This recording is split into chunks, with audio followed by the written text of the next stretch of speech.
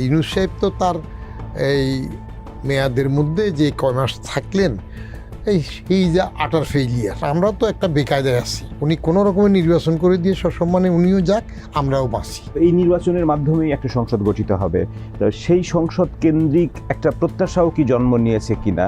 দুইটা দল, আলী বাদ গেল, এখন আছে বাজাত, বাংলাদেশ জাতীয়তাবাদী দল। আরেকটা আছে এখন বাজাই, বাংলাদেশ জামাতে ইসলামী। তো বাজাদ আর বাজাই এই দুইটার মেইন লড়াই। তারা প্রতিশ্রুতি দিচ্ছে যে চাঁদাবাজি, দখলবাজি, সন্ত্রাস, দুর্নীতিমুক্ত বাংলাদেশ গড়ে তোলা হবে, ইনসাফ ভিত্তিক সমাজ গঠন করা হবে। একবার দিয়ে দেখেন না, ভোটের আগে সবাই এরকম বলে। জামাত যদি এইবার ক্ষমতা এসে যায় তাহলে this will be an accident. যদি তারেক রহমান প্রধানমন্ত্রী হন, ডাক্তার শফিকুর রহমান বিরোধী দলের নেতা হন, সংসদের চেহারাটা কেমন? তারা তো আগের দোস্ত, খালেদা জিয়ার অধীনে তাদের মন্ত্রী ছিল না? তাহলে কি একটা ফ্রেন্ডলি পার্লামেন্ট হবে? আমি তো মনে করি তারা আপোষে থাকবে। এখন যত লড়াই করুক ক্ষমতার জন্য, একজনের একজন দোষ দেখ, কেউ বলুক যে এত যদি খারাপ হয় পদত্যাগ করে না, যে পজিশনই থাকুক একটা আপোষে থাকবে। আপোষে থাকবে।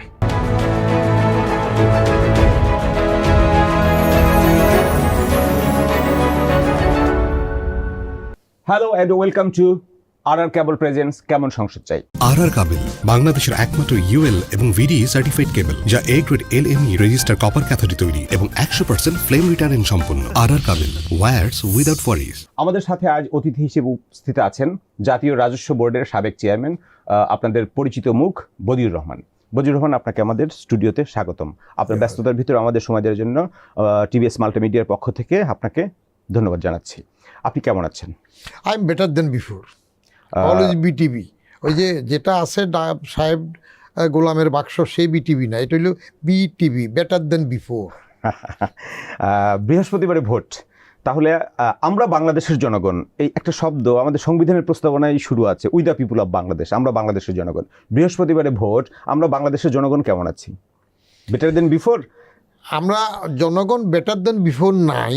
ভোটটা যদি ঠিকঠাক মতো করে দিতে পারেন তাহলে আমরা বেটার দেন বিফোর হই কিনা আশাতে থাকবো আর কি। সেই নির্বাচনটাই কেমন হচ্ছে? সবচেয়ে ভালো ঐতিহাসিক নির্বাচন যেমনটা বলা হয়ে থাকে, সরকারের পক্ষ থেকে বলছে। এটা গোয়ালা দুধ গোয়ালা কখনো খারাপ বলে না। আর ইউনূস সাহেব তো তার এই মেয়াদের মধ্যে যে কয় মাস থাকলেন এই যে আটার ফেইলিয়ার। এখন নির্বাচনটা যদি কোনো রকমে করে দিতে পারে তাহলে ওনাকে পাস মার্ক দিয়ে আমরা মানসম্মানে পাস করাই দিতে পারি। আটার ফেইলিওর কেন বলছেন? ওনার কোন কাজটাতে সার্থকতা আছে বলেন না? কোন কাজটায় সার্থকতা নেই? ওনার কোনোটাতেই তো নেই। এই এখন যদি আপনি এই ওনার যে কয়েক মাস গেল, বছর পেরিয়ে, সেটাতে অর্থনীতির কী হাল নাই, কিছুই হয় নাই, বিনিয়োগ নাই, তারপরে আইন শৃঙ্খলা পরিস্থিতি কিছু নাই, মব কালচার একটা শুরু হয়েছে, বিনা পরীক্ষায় পাস দিয়েছে। উনি সরকারের মধ্যে ওনার জানাশোনা কতগুলা পদার্থ অপদার্থ নিয়ে আসছেন, দেশি বাদ দিয়ে বিদেশি আনতেছেন, ওগায়রা করতে করতে গিয়ে he tried to be jack of all trades but master of none. তিনি তার সেই 3 জিরোজ পলিসি করতে যাইয়া সেগুলো তো বাইরে বলে ইন্টারন্যাশনালি খাওয়ান, কিন্তু এখানে তিনি নিজে যে জিরো হয়ে যাচ্ছেন, কিছু ইমেজ করতে পারেন নাই, সেটা তো আর খোঁজ রাখেন নাই। এখানে কি তার অটোপাসের কোনো সুযোগ আছে? জি, তার কি অটোপাসের কোনো সুযোগ আছে? তার সরকারের অটোপাসের কোনো সুযোগ আছে? তার সরকার অটো পাস করবে বললাম না, নির্বাচনটা সসম্মানে করে দিতে পারলে that will B a safe exit for him. না পারলে? এবং safe exit for us also, কারণ আমরা তো একটা বেকায়দায় আছি। উনি কোনো রকমের নির্বাচন করে দিয়ে সসম্মানে উনিও যাক, আমরাও বাঁচি।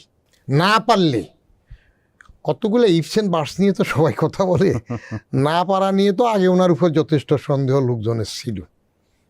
যে কারণ আমি প্রথম যখন উনি আসছেন, মজার জিনিস, সেটা আমি অন্য টেলিভিশনে প্রথমে বলছি, তিনি যে আসছেন এই ঘোষণাটা আমি তার আগমনের 11 মাস আগে লিখেছি। এগুলো তো রেকর্ড পত্রিকাতে ছাপা হয়েছে।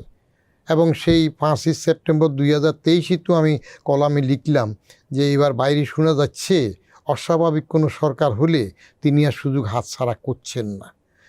জাস্ট 11 মাস পরে 5ই অগাস্ট গণেশ উল্টাইল, 8ই অগাস্ট উনি আসলেন। তা আসছেন, ওনার বড় শখ ছিল, এর আগে খোলা সিটি দিয়েছিলেন উনি 2007-এ। তো খোলা সিটি দেওয়ার পরে তো আবার উনি খোলা সিটি বন্ধ করে ফেললেন। আমরা আশা করছিলাম যে তার মতো এত উচ্চ মার্গের একজন ব্যক্তি রাজনীতি আসবেন, পরে উনি আসলেন না।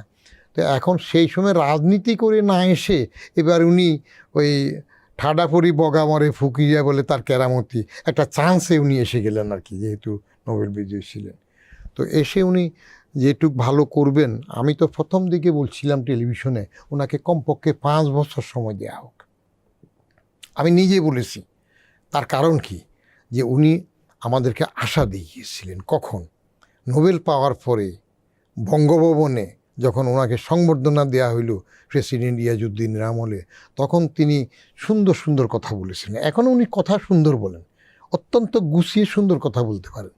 তিনি বলছিলেন যে আপনি সবার কথা শুনবেন, কিন্তু সিদ্ধান্ত নেবেন নিজের মতো করে। এই একটা চমৎকার কথা। আরেকটা বলছিলেন যে উনি দেখতে চান বিদেশিরা বাংলাদেশের গ্রিন কার্ডের জন্য লাইনে দাঁড়িয়ে আছে। তাইলে এমন একটা ব্যক্তি সরকার প্রধান হয়ে আসছেন, সংস্কার করবেন, আমি বলছি ওনাকে 5 বছর সময় দিন।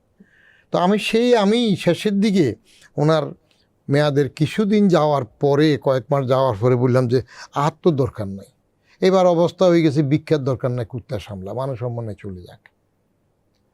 উনি তো জেনারেশনটা নষ্ট করে দিয়েছেন, শক্তভাবে জেনারেশনটাকে হাল ধরার কিছু করেন নাই। উনি আকবরের বৈরামঘা হইতে গিয়েছেন, পোলাফাইন বেসকে দিল, আওয়ামী লীগ নিষিদ্ধ করে কার্যক্রম কায়দা করে বলছি যে দল নিষিদ্ধ করে নাই, কিন্তু কার্যক্রম নিষিদ্ধ করছে, নির্বাচনে অংশ নিতে পারবে না। আহারে, তো আপনি ওই যে কথা আছে না, বলে যে সালাম তো দিলেন, কিন্তু সালাম কানা ঠাকুর, সালাম ঠাকুর পর্যন্ত, কিন্তু ওই যে ওর যে চোখ কানা ঠাকুরের, সালাম কানা ঠাকুর বলতেছেন কেন? তাইলে আপনার কনিষ্ঠাঙ্গুলি দেওয়ার একটা অভ্যাস রয়ে গেছে। তো আমি যেটুকু দেখেছি, উনি শেখ হাসিনা তাকে যথেষ্ট নাজেহাল করেছে, অপমান করেছে। তো সেটার প্রতিশোধ উনি নিতে আসছেন ব্যক্তিগত এজেন্ডা। উনি গ্রামীণ ব্যাংকে মামলা টামলা করিয়ে উঠতে পারেন নাই, বয়স বেশি টেশির কারণে সে সময় পারে নাই। এবারে সে উনি ওটার সরকারি শেয়ার কমায় দিয়ে নিজেদেরটা বেশি করতেছেন, গ্রামীণের জানাশোনা লোকজন আনতেছেন, চিটংয়ের লোকজন আনছেন। ন্যাশনাল হিসাবে পুরো দেশটাকে সমভাবে দেখে শক্ত দক্ষ লোক আনে তো উনি সরকার গঠন করেন নাই। একটা হইলো আঞ্চলিকতা ছিল তার, সেদিকের বেশিরভাগ নিয়েছেন। তারপরেও ভালো হইতো, পদার্থ নিলে হইতো, অনেক তো অপদার্থ নিয়েছে। তো এখন ওই যে ওনার 3-0 যেসব থিওরি, সেটা হয় জিরোর ডাইনে আপনি যত জিরো যোগ করেন, কগনিজিবল 1 to 9 কোনো ডিজিট যদি না থাকে, ওটা জিরোই পড়তে থাকে। সেই জন্য বলছি, আমাকে এর আগে টেলিভিশনে জিজ্ঞেস করছিলেন যে আপনি তাকে কত নাম্বার দেবেন। আমি এর আগে বলছিলাম যে ওনাকে নাম্বার দেওয়া তো দূরে থাক, উনি ফেলও করতে পারেন নাই। সেটা কেমন? আমাদের আগের সিস্টেমে 33 পাইলে পাস, 32, 31, এভাবে 25 পর্যন্ত দলীয় না হয় ফেল ধরা যায় 33-এর জায়গায়। কিন্তু যদি 100-র মধ্যে 7-8 পায়, তাহলে ফেলও তো করতে পারে না সে অবস্থায়। তো এখন ওনাকে 5 মার্কটা আমি দেব, নির্বাচনটা যদি ঠিকঠাক মতো করিয়ে দেন। আপনি নির্বাচন প্রসঙ্গে আসছেন, নির্বাচনের প্রার্থী এবং দলরা তারা যে রকম প্রতিশ্রুতি দিচ্ছে, সবাই নিজেদেরকে জনস্বার্থে নিবেদিত প্রাণ হিসেবে তুলে ধরছে। তো এই নির্বাচনের মাধ্যমেই একটা সংসদ গঠিত হবে, তো সেই সংসদ কেন্দ্রিক একটা প্রত্যাশাও কি জন্ম নিয়েছে কিনা? তো সেই সংসদটা আসলে কেমন হওয়া উচিত? আপনার এর আগের নির্বাচনগুলোতে তো আমি মোটামুটি আগাম এমপি দেখতাম, কেউ হবে কেউ হবে না, কিন্তু দেখা সাক্ষাৎ হতো। তো এইবার সৌভাগ্য হলো মাত্র গতকাল একজন এমপি সাহেব আমার বাসায় আসছিলেন, অর্থাৎ উনি এমপি প্রার্থী আর কি। এই প্রথম এমপি দেখলাম। তাও আসলেন কিভাবে? একটা কাগজ নিয়ে আসলেন। ইনি আমাদের সে একসময় 4 খলিফার 1 খলিফা রব সাহেবের দলের সংস্থান জিএসডি, ওটা নির্বাচিত হিসেবে উনি আসছেন, বাসায় আসলেন, ভোট চাইলেন। ওনারও পিছন দিয়ে অনেক কথাবার্তা আছে, এটা করবেন সেটা করবেন। তো আমি জানি না এই জাতীয় এমপি সাহেবদের জামানত বাজেয়াপ্ত হবে কিনা, তারা পারবে কিনা, কিন্তু নাম তো একবার যদি উঠে যে ওয়ান্স আপন এ টাইম আমি ভোটে দাঁড়িয়েছিলাম, সংসদ নিয়ে আসা, সংসদ না হওয়ার আগে আমি করব না। তার কারণ এখন যারা মোটামুটি আলীকে বাদ দিয়েছে সরকার, আওয়ামী লীগ, তো আলীকে বাদ দিয়ে যে নির্বাচন করতেছে, এটা আমাকে অনেকে ট্যাগ লাগায় যে আমি নাকি 100% আওয়ামী লীগের ফ্যাসিস্টের দোসর আপনি? বলে। এই সেদিনও 31 তারিখে এক টিভিতে গেলাম, কিছু ছেলে ফেলে রাখলো প্রশ্ন করার জন্য। এর মধ্যে এক ছেলে আমাকে বললো যে আপনি তো মননে আওয়ামী লীগ। তো আমি বলি যে আসলে এটা আমার সৌভাগ্য, কারণ আমি যখন সরকারে চাকরি করলাম, সালাউদ্দিন ইউসুফ স্বাস্থ্যমন্ত্রী আওয়ামী লীগের ট্রেজারার ছিল, বঙ্গবন্ধুর আমলের পুরনো ব্যক্তি, উনি আমার মন্ত্রণালয় থেকে বাইরে করে দেন। তার কারণ কি, আমি ছাত্রলীগের ফান্ডাগুন্ডার একটা টেন্ডার দিইনি। তো তারা তখন বলে যে এটা আমাদের না, আওয়ামী লীগের না, এটা বিএনপির। আবার বিএনপি ডক্টর খন্দকার মোশাররফ মন্ত্রী হয়ে আসার পরে সেখানে আমার তারপরে 2-1 দিনের মধ্যে আমাকে আবার সচিবালয় থেকে বের করে দিল। তাহলে সালাউদ্দিন আওয়ামী লীগের বাইর করে, আমি নাকি বিএনপি। আর বিএনপি এসে বাইর করে আমার ভাত বিক্রি করতে হোটেলে পাঠাই দিল, সেরাটন হোটেলের ভাত বিক্রি করতে কোম্পানি সেক্রেটারি করে দিল। বলে কি, বলে যে তারা আমি নাকি বিএনপি না। আর বিএনপির আমার আবার খালেদা জিয়া আমার 4 বার সচিব পদে পদোন্নতিও দেন নাই, তখন আবার আমার ট্যাগ দিয়েছে আওয়ামী লীগ। তো এখন এই যে গত 31 তারিখে একটা ছেলে মননে আওয়ামী লীগ বললো, আমি বললাম যে বাবারে আমার 4-3টা বই আছে, পড়ো। আমি কোদালকে কোদাল বলি। আমি বলি যে আমার বাপ কি আমি চিনি? আমি যখন জন্মাইলাম তখন আমার বাপকে আমি চিনতাম? মা বলছে, চাচা বলছে, ফুফুয়া যেটা বলছে, তারপর তো বাপ চিনলাম। এখন যারা বাপ চিনতে চায় না, বাপই চিনে না, তারা আগেই শুরু করে দে এটা এদিক ওইদিক। তো সেটা হইলে তো হবে না। আমি ক্লিয়ার বলি, বঙ্গবন্ধুর বাড়িভাঙ্গা এটা হইলো একটা বেইমানি। এখন কেউ যদি মির্জাফরও হয়, তার নামে রাস্তা থাকলে সেটাও থাকুক, দ্যাট ইজ হিস্ট্রি, থাকতে হবে। বঙ্গবন্ধুর বাড়ি ভাঙতেছে, ইউনুস থামায় নাই, চুপ করে রইল। এরপরে গতবারও দেখি যে একজন হাতুড়ি দিয়ে একটা করে ইট ভাঙতেছে। তো টিভিতে দেখাইলো এটা যে কত দিনে ভাঙবেন, বলে দেখি চেষ্টা করি কত পারি। গণভবন সরকারি সম্পত্তি। আমি প্রথম বললাম এটা কি কারো বাপের তালুক যে জাদুঘর বানাবে? তাহলে এখন যেখানে প্রেস কনফারেন্স করে ইউনুস সাহেবের ইয়েরা আছে যে প্রেস সেক্রেটারি, ওটা কি ছিল আগে? ফরেন সার্ভিস ট্রেনিং একাডেমি, সেটা কি ছিল? সেটা প্রেসিডেন্ট হাউস ছিল না? আইব খান সেখানে আসতো না? ইয়া খান সেখানে বসছে না? তারপর ওটা গণভবন হচ্ছে, তাহলে এটা ভাঙিয়ে ফেলো। তো জাদুঘর দিয়ে যদি ওইটা দখল করা হয় সরকার সম্পত্তি, লক্ষণ এগুলা ভালো না। ইতিহাস তো ভৌগোলিক পরিবর্তন তো মিলিয়নস অফ ইয়ারে হয়, আর ইতিহাস তো হাজার হাজার বছরে হবে। তো এখন চট করে এই বাড়ি ভাঙ্গিয়ে নাম বদলাবে, এটা কয়দিন থাকবে, কয়দিন টিকবে? এই যোদ্ধা, মুক্তিযোদ্ধা, এখন জুলাই যোদ্ধা, এগুলো ইতিহাসে ফিল্টার করে এসে খাঁটিটা থাকতে সময় লাগবে। সংসদের নিয়ে যেটা বললেন সেটা নিয়ে আমি যেটা ভাবি, কারণ এখন তো বেশিভাবে 2টা দল, আলী বাদ গেল, এখন আছে বাজাদ, বাংলাদেশ জাতীয়তাবাদী দল, আরেকটা আছে এখন বাজাই, বাংলাদেশ জামাতে ইসলামী। তো বাজাদ আর বাজাই এই 2টার মেইন লড়াই। আমি 12 সালে লিখছিলাম যে রাজনৈতিক 3য় শক্তি দরকার, এই 2 মহিলার জগত্তল পাথর থেকে আমরা মুক্তি চাই, হাসিনা খালেদা। তো এইবার যখন জানাফা হইল, জাতীয় নাগরিক পার্টি যখন হইল গত বছর ফেব্রুয়ারি মাসের শেষের দিকে, আমি সেখানে সারাক্ষণ ছিলাম। একবারে তাদের সভা শুরু হওয়ার আগ থেকে যে দাঁড়াইলাম শেষ পর্যন্ত সব দেখলাম। ভাবলাম এরা কী হবে, এখন এরা কোথায় চলে গেল? এ জানাফা চলে গেল 71-এর যুদ্ধবিরোধী জামাতের পেটের মধ্যে ঢুকে গেল। তা আপনি আশা করবেন কোত্থেকে? তাহলে বাকি 2টো জানাফা বাদ গেল ওখানে।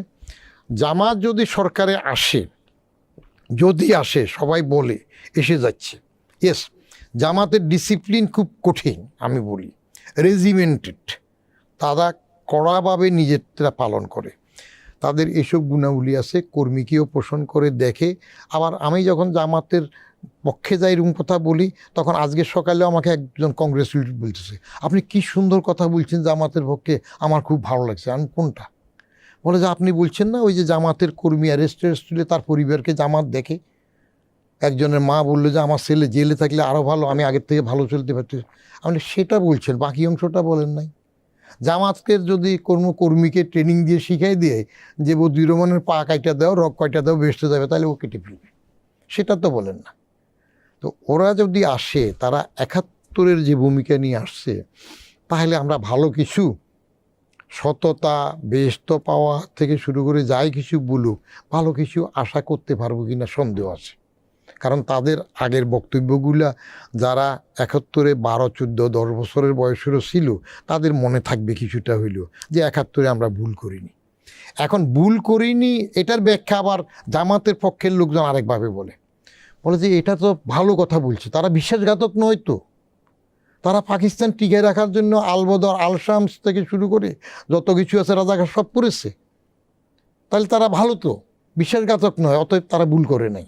ব্যাখ্যা সব পক্ষে আনার জন্য সেভাবে দেয়, তাহলে এখনও তারা ভুল করবে না, তারা বাংলাদেশের পক্ষে। তারা তো প্রতিশ্রুতি দিচ্ছে, যেটা হলো অন্য পক্ষের বিরুদ্ধে যে অভিযোগ আছে, চাঁদাবাজির অভিযোগ আছে, দখলবাজির অভিযোগ আছে, তারা প্রতিশ্রুতি দিচ্ছে যে চাঁদাবাজি, দখলবাজি, সন্ত্রাস, দুর্নীতিমুক্ত বাংলাদেশ গড়ে তোলা হবে, ইনসাফ ভিত্তিক সমাজ গঠন করা হবে।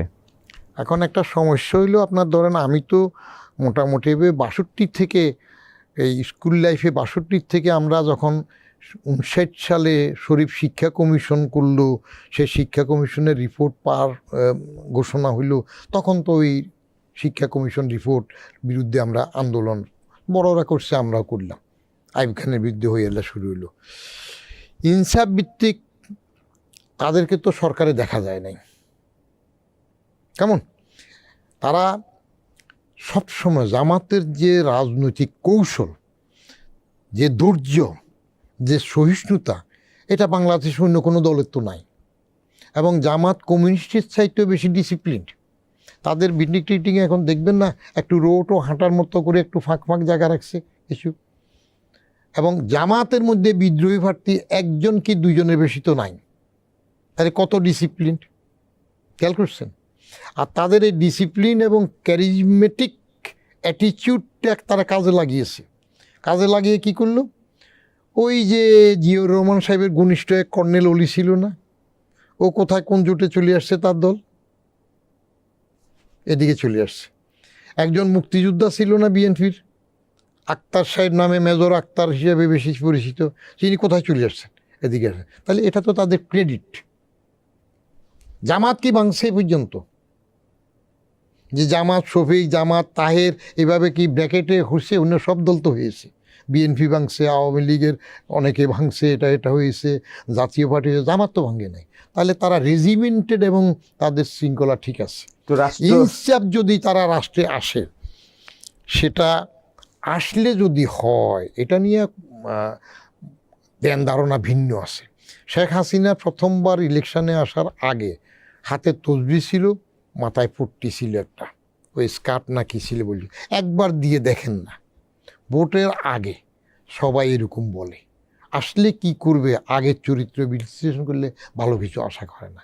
বিপক্ষ যেটা বলতেছেন সেটাকে বাজাদকে তো সরকার পোষণই করে ফেলল।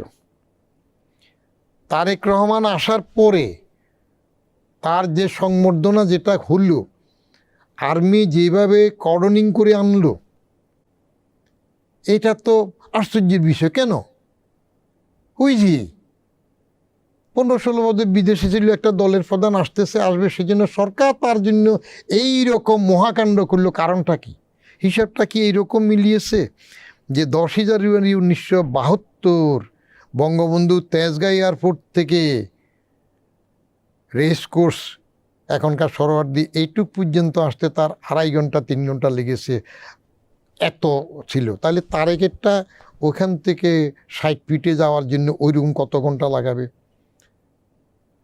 ক্ষমতায় আসার আগেই তো সবাই তারেকের সাথে দেখা করা শুরু করছে, বিদেশিরা করতেছে, ব্যবসায়ীরা যারা কয়দিন আগেও হাসিনা সেখানে গেল দল বেঁধে তারা করতেছে। তো ক্ষমতায় বোধহয় এসেই গেল। তাদের মাস্তানগিরি তো আমি অ্যাক্টিভিতে বলছি, আমি জীবনে কোনো দিন আমার গাড়িতে হাত দিয়ে স্টিয়ারিং থেকে চাবি খুলিয়ে নিয়ে যাবে এটা আমি দেখি নাই। ওটা কিন্তু গত কোরবানি ঈদে বাড়ি গেলাম পর এই বাজাদের পরে বললাম, আর কি দোকানদার বলল, বল যে বুঝেন না যারা ক্ষমতা আসবে তাদের, আমার চাবি খুলে নিয়ে গেছে, মাস্তানি করতেছে, তারা এক্সেল করতেছে। তো আমরা ওই কথাটা একটু গভীরভাবে পর্যালোচনা করে, যে সবাই বলে মাঠে বাগানে হাঁটার সময় বলতেছে যে আওয়ামী লীগের সরকার তো দেখলাম বাজাদের সরকার দেখলাম, জাফার সরকার দেখলাম জাতীয় পার্টির, জামাতের তো দেখি নাই, দেখা বাকি রইল। তো একজন এটা বলার পর আরেকজন বলছে যে বাবারে আগে তো পোলাও কোরমা অনেক খাইছো, নিজের মলটা তো কোনোদিন খাও না, একটু খেয়ে দেখো, সেটাও তো একটা অভিজ্ঞতা হবে। মানুষের উইটি এক্সপ্লেনেশন এবং ইন্টারপ্রিটেশন শুধু পারসেপশন দিয়ে কাজ করে না। আমার তো মনে হয় না সিট হয়তো বেশি পাবে আগের থেকে, ভোট হয়তো তারা ওই পিয়ারের জন্য লড়াই করছে, সেদিকে সুবিধা হবে, কিন্তু ক্ষমতায় এসে যাওয়ার মতো পজিশনে কি জামাত আছে এখন? I do not feel like. এরপরে যদি বলেন যে জামাত ক্ষমতায় এসে যাবে, যারা আশা করে যদি এসে যায়, তাহলে আমার the origin of life on earth একটা লেখা ছিল, সেটার মধ্যে লেখক বলতেছিলেন যে পৃথিবীতে প্রাণের সঞ্চারটা কিভাবে হইল। বলে যে 6টা বানরকে যদি মিলিয়নস অফ ইয়ার, এই বছর ইলেকশন নিয়ে রিলেটেড বলছে যে মিলিয়নস অফ ইয়ার যদি টাইপ করতে বলা হয়, বানর জানে না, খালি টিপবে, এর মধ্যে যদি কোনো একটা বানরের একদিনের কন্টিনিউয়াস টাইপে যদি মনে হয়ে যায় যে একটা শেক্সপিয়ারের পুরো সনেট কারেক্টলি টাইপড হয়ে গেছে, তাহলে হোয়াট ইজ দ্যাট? সেটাকে লেখক বলতেছে দ্যাট ইজ অ্যান অ্যাক্সিডেন্ট। তার বক্তব্য ছিল the origin of life on earth is an accident, সেভাবে হয়েছে। তো জামাত যদি এইবার ক্ষমতায় এসে যায়, পরেরটা পরে যায়, এইবার যদি ক্ষমতায় এসে যায়, তাহলে this will be an accident. তারা 11 দল ছিল, এক বাক্স চিন্তা করছিল 10 দল, এখন বোধহয় 11 দল হইল। ওইখানে যে আরেকটা দলের মামুন আছে না, একজন মাওলানা মামুনুল হক, হ্যাঁ, সোনারগাঁর ঘটনা সেদিন কদিন আগের ঘটনা গেল না, সোনারগাঁতে একটা কেলেঙ্কারির ঘটনা গেল না, হ্যাঁ। এখন তারা সব ইসলামাইট হবে, কিন্তু হাত ফাঁকাওয়ালা যারা আছে চরমোনাই না কারা, তো সেখানে তাদের ভোট কি কম আছে? হেফাজত কোন দিকে যাবে? এই ইসলামাইট দলগুলোর মধ্যে তারা টিকে থাকার জন্য একসময় একদিকে যায়।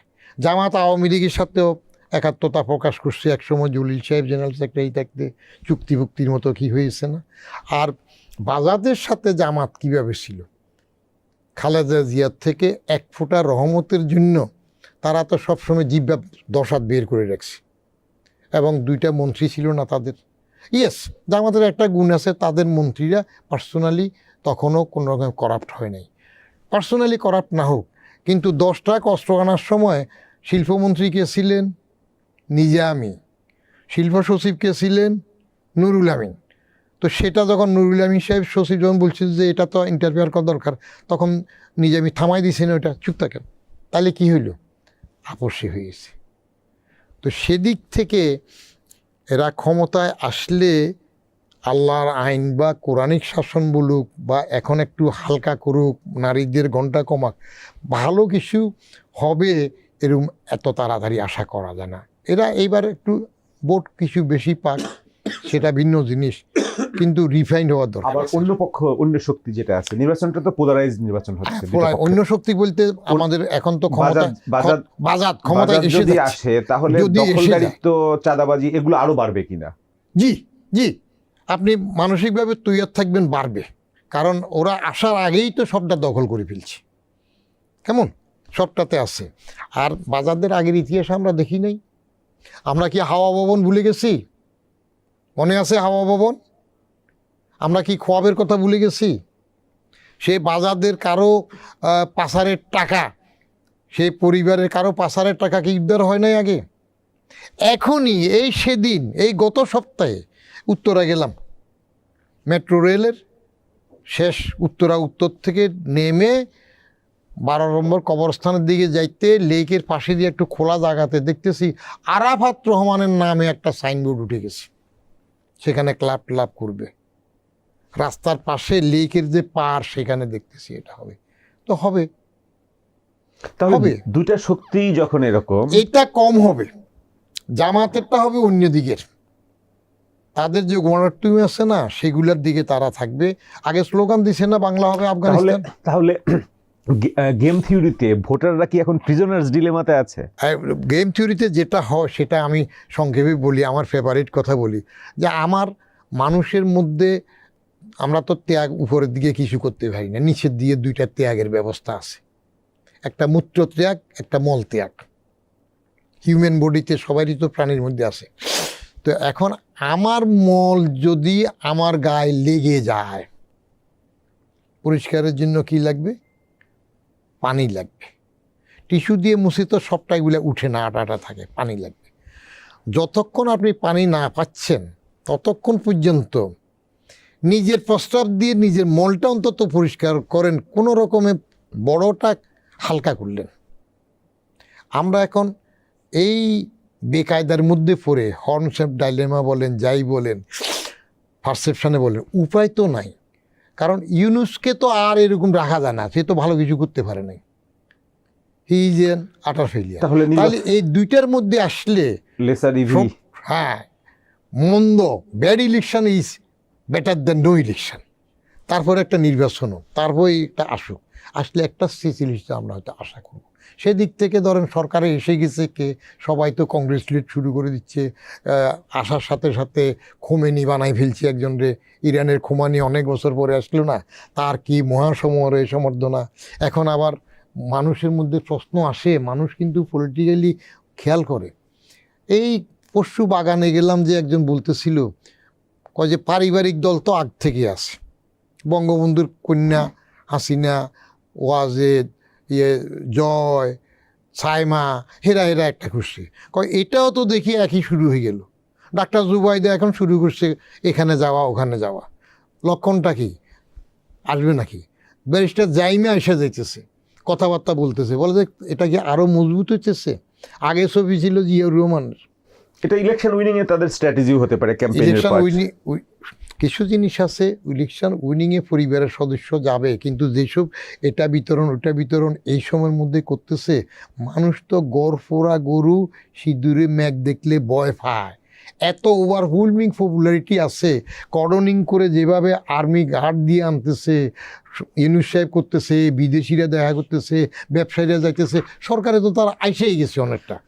এর মধ্যে মানুষের মধ্যে এটা ভীতি সঞ্চারের আসতেছে, হেরিডিটারি আসলে। হ্যাঁ, একটা জিনিস আমরা লক্ষ্য করব, ক্ষমতায় আসার পরে 16 বছর 17 বছর বিদেশে থাকার পরে তারেক রহমানের মধ্যে রিফাইনমেন্ট আসছে কিনা। আগের তারেক আর এখনকার তারেক ডিফারেন্স হবে। আপনার পর্যবেক্ষণ কি বলে? আমার পর্যবেক্ষণ, স্টেজে একটা পরিবর্তন আসছে। অন্যের মতো একেবারে বড় চেয়ারে বসে এটা করতেছে না, হেঁটে হেঁটে কথা বলতেছে, কথাবার্তায় কিন্তু আশাপ্রদ কথা, খাল কাটবে বা 31 দফা আগের, এখন আবার তারা অনেকগুলো দফা বাড়িয়ে দিল। এইগুলোতে আমার কোনো আগ্রহ নেই। চেয়ারে বসার পরে কি হবে সেটা, একটা জিনিস যদি তারেক রহমান মনে রাখে তাহলে হি উইল বি শাইনি। সেটা হইল, যদি মনে রাখে প্রেসিডেন্ট জিয়া মারা যাওয়ার পরে সরকার তাদেরকে বরণ পোষণের টাকা দিয়েছে, 2 ভাই লেখাপড়া, খরচাপাতি, বাসা খরচ, গাড়ি বাড়ি, ড্রাইভার, সব কিছু সরকার দিয়েছে।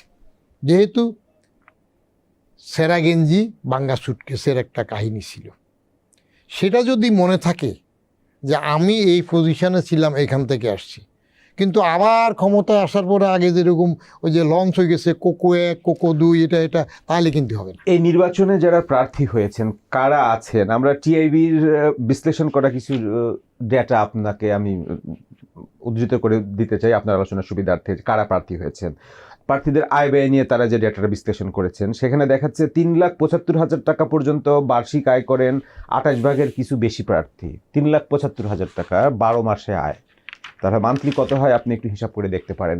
10 লাখ টাকা থেকে 15 লাখ টাকা আয় করেন 21% প্রার্থী। 35 লাখ টাকার বেশি আয় করেন 16% বেশি প্রার্থী। আর এদের যদি মান্থলি আয়, নট ইয়ারলি, ইয়ারলি বলেন। ওই যে আপনাকে প্রথমে যেটা বললাম, যেটা আপনার 3,75,000 টাকা থেকে 3,75,000 টাকা পর্যন্ত বার্ষিক আয় করেন 28 ভাগের কিছু প্রার্থী। 3 লাখ টাকা, 3,75,000 টাকা বছরে আয়। আর 10 লাখ টাকা থেকে 15 লাখ টাকা পর্যন্ত আয় করেন 21%। তাহলে প্রায় আপনার ওখানে আমরা পেলাম কত শতাংশ? 28%। আর এখানে পাচ্ছি আমরা 21%। প্রায় 49% আয়ই কিন্তু আপনি দেখতে পাচ্ছেন কোন লেভেলে আছে। আর একটা অংশ আছে 35 লাখ টাকার বেশি আয় করেন 16% বেশি প্রার্থী।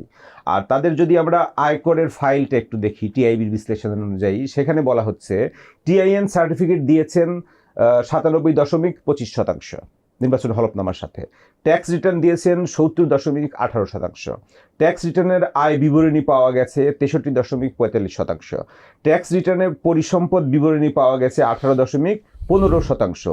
মোট করযোগ্য আয় দেখানো হয়েছে 1981 জন প্রার্থী আছে। মোট করযোগ্য আয় দেখানো হয়েছে 693 কোটি টাকা। তারা সবাই মিলে কর প্রদান করেছে 54 কোটি টাকা। আপনার শুভঙ্করের ফাঁক বলে না একটা, আমি তো এনবিআরে ছিলাম, আয়কর নথিতে যারা যতটুক দেখিয়েছে সেটা প্রশ্ন সাপেক্ষ। খুব কম লোক তার সমস্ত আয় ইন টোটো দেখায়। এটা আমি নিজে সরেজমিনে চেয়ারম্যান থাকার পরে উপলব্ধি করেছি, প্রমাণ পেয়েছি, ধরেছি। একটা বলি আপনাকে, ছোট ছোট উদাহরণ দিই। অপ্রদর্শিত SRO 98 দিয়ে আমরা যখন অপ্রদর্শিত আয় জায়েজ করার সুযোগ দিলাম উইথ 5% ফাইন, নর্মাল যা হিসাব হবে তার উপরে 5% জরিমানা দিয়ে দেয়া হইল। এই সুযোগ দেওয়ার পরে কিছু আমরা ধরেছি, কিছু স্বেচ্ছায় দিয়েছি। তো আপনি যদি উপরের লেভেলের, স্টেট লেভেলের, গভর্নমেন্ট লেভেলের উপরেরগুলো দেখেন, সেগুলো দেখলে কি দেখবেন? বেগম খালেদা জিয়া অপ্রদর্শিত আয় ট্যাক্স দিয়েছেন। What does it indicate? তাহলে ঠিক মতো হিসাব করে নাই, আগে দেয়া তো লাগছে। সাইফুর রহমান 12 বার অর্থমন্ত্রী ছিলেন, তাকে আমি ধরেছি, তিনি অপ্রদর্শিত আয়ের কর দেয়া লাগছে না। তা আমাকে তো উনি নিজে টেলিফোন করছেন। 12 বছর অর্থমন্ত্রী ছিলেন। 12 বার, বছর না, 12 বার বাজেট দিয়েছেন উনি। 12 বার বাজেট দিয়েছেন। হ্যাঁ, 12 বার বাজেট দিয়েছেন। কেমন? উনি তো একটা সাকসেসফুল ফাইন্যান্স মিনিস্টার, এটা স্বীকার করতে হবে। মুহিত সাহেব যতই সাইফুর হইতে চেয়েছে, দুজনই সিলেটি, কিন্তু হইতে পারে নাই। সাইফুর রহমানের এইটা গুণ স্বীকার করতে হবে। তো তিনিও তো পুরোপুরি ট্যাক্স দেন নাই। তা আমি যখন ধরলাম, আমাকে তো উনি টেলিফোন করলেন। He was finance minister, finance and planning minister. I was additional secretary ERD, 2টা এডিশনাল সেক্রেটারির দায়িত্ব একা পালন করছি। He love me much. তো উনি আমাকে বলছে, ইতা বদিউর আমার সাথে কিতা শুরু করলে? এটা আগেও বলছি আমি। আমি কেন স্যার? বলে যে তুমি না আমার এডিশনাল সেক্রেটারি ছিলা। আমি still I am your additional secretary, you are my finance minister. এখন স্যার আপনি 12 বার বাজেট দিয়েছেন, ব্যস্ত ছিলেন, আপনি নিজে চার্টার্ড অ্যাকাউন্টেন্ট, জি আর ক্যাবিনেটে তো 4 জন চার্টার্ড অ্যাকাউন্টেন্ট ছিলেন, এর মধ্যে হিজ ওয়ান। তো এখন হিসাব নিকাশ তো বড় করতে পারে না, আমার পাটিগণিত হিসাবে কিছু টাকা ট্যাক্স দেন নাই, দেয়া লাগবে, পাঠাই দেন, দিতে হয়েছে। এখন প্রার্থীরা যারা হলফ করে দিচ্ছে, এই হলফনামাটা তো সবসময় আপনি যাচাই বাছাই করছেন না। হলফটা করছে, এফিডেভিটটা অ্যাকসেপ্টেবল। অন্য কেউ কি এটা দেখছে তিনি যা দিয়েছেন? যেমন আমি বলি, হলফ করে দুর্নীতির বিরুদ্ধে কথা বলে, এবং দুর্নীতির বিরুদ্ধে কথা বলার বড় একটা অর্গানাইজেশনের বড় নেতাও ছিলেন। তো সেই ব্যক্তি যখন আমাকে টেলিফোন করে, চেয়ারম্যান সাহেব, আমার মা তার নাতি নাতনির জন্য কোরআন শরীফের জুলদানের মধ্যে কয়টা টাকা রেখে গেছিল, আমরা তো এটা খেয়াল করতে পারি না, ওটা তো ট্যাক্স দেওয়া হয় নাই। তো মেম্বারের নিচে তো কেউ আমার সাথে সাহস করে কথা বলতো না, বড়দের কমিশনাররা বেশি ইমার্জেন্সি ছিল। তো ডেপুটি কমিশনার তখন মেম্বারকে টেলিফোন করলো যে স্যার এই অবস্থা, এখন কী করা? আমার কাছে আসলো, আমাকে তখন আমি বললাম যে আচ্ছা ঠিক আছে, কোরআন শরীফের জুলদানের মধ্যে দাদি নাতি নাতির লেগে টাকা রেখে দিয়ে দাও। পরে ডেপুটি কমিশনার জানাইলো, বলে স্যার কোরআন শরীফের জুলদান এটা কি বস্তা নাকি? তা আপনার ভিতর যদি পরিষ্কার না হয়, আপনি মুখে যত ওয়াজ করেন, যত হলফ দেন, কথাটা তো হলফ না, আমার জানা মতে ইয়া সত্য। এই কথাটার জন্য তো খালেদা জিয়া প্রথম বাংলাদেশ ব্যাংকে সাদা কাগজে লিখে চালান দিয়ে টাকা জমা দিয়ে দিছিল। তো আমরা তো সেটা অ্যাকসেপ্ট করি না যে আমাদের ফর্মে দিতে হবে, একটা ঘোষণা জানা মতে সত্য। এই হলফনামাগুলা অনেকের ক্ষেত্রে কোশ্চেনেবল, এত কোশ্চেনেবল। আমি একটা বিশ্ববিদ্যালয়ের মালিক বড় লোককে ডাকাইলাম, আমার ইন্টেলিজেন্স থেকে বললো স্যার তার কাছে তো আমরা 2,25,00,000 মতো ট্যাক্স পাবো। হলফনামায় তো বলছি ইহা সত্য সব কিছু।